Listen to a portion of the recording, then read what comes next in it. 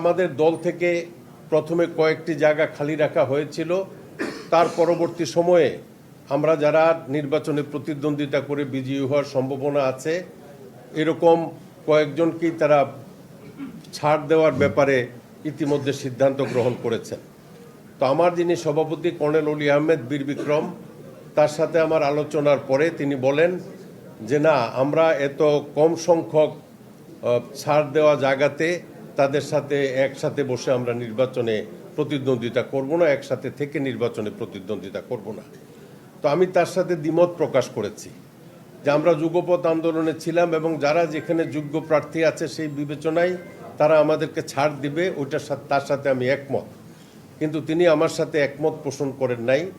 তো এই দলের সিংহভাগ স্থায়ী কমিটির প্রেসিডিয়াম সদস্য এবং বাংলাদেশের বিভিন্ন জায়গার নেতাকর্মীরা তারা আমার সাথে একমত পোষণ করেছেন, কিন্তু কর্নেল অলি আহমেদ সাহেব একমত পোষণ করেন নাই। এবং একমত পোষণ না করে তিনি আজকে একটি প্রেস কনফারেন্স ডেকেছেন পার্টি অফিসে, আর অন্যদিকে বিএনপি অফিস থেকে আমাকে এ জায়গাতে আসার জন্য তারা আমন্ত্রণ জানিয়েছেন। আমাদের দলের আরও দু একজনকেও আমন্ত্রণ জানিয়েছিলেন, একজনকে আমন্ত্রণ জানিয়েছিলেন, সেটা হলো কর্নেল অলি আহমেদের ছেলে। তো কর্নেল অলি আহমেদের ছেলে আমার সাথে আসে নাই। তো আমি আশা করি যে ওনার হয়তো শুভবুদ্ধির উদয় হবে। যদিও উনি আজকে প্রেস কনফারেন্স ডেকে বলছেন যে তিনি বিএনপির সাথে সমঝোতার ভিত্তিতে কোনো নির্বাচনে যাবেন না, তবে তিনি নির্বাচনে আসুক আর না আসুক, আমি বিএনপির সাথে সমঝোতার ভিত্তিতে নির্বাচনে প্রতিশ্রুতিবদ্ধ এবং আমি বিএনপির নেতৃত্বাধীন যে আমাদের সমঝোতা হয়েছে সেই সমঝোতার সাথে আমি একমত এবং আমি বিএনপির সাথে মিলেই আমার কুমিল্লা 255 কুমিল্লা 7 নির্বাচনী এলাকা থেকে নির্বাচনে প্রতিদ্বন্দ্বিতা করব। বিএনপি যোগ দিচ্ছেন না? হ্যাঁ।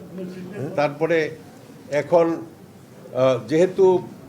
যেহেতু কর্নেল অলি আহমেদ দলের সভাপতি, তিনি একটু ভিন্ন মত পোষণ করেছেন। তো আমি ব্যক্তিগতভাবে এই বিএনপির প্রতিষ্ঠা লগ্ন থেকে বিএনপির সাথেই ছিলাম। তো আমি বিএনপিতে যোগদান করে বিএনপির প্রতিনিধি হিসাবে নির্বাচনে প্রতিদ্বন্দ্বিতা করব এবং আমার সাথে এটা গত রাতের সিদ্ধান্ত। তো আমার সাথে বাংলাদেশ জাতীয়তাবাদী দলে আমাদের প্রেসিডিয়ামের অনেকে, তারপরে নির্বাহী কমিটির অনেকেই ইতিমধ্যে যোগাযোগ করেছেন। তারাও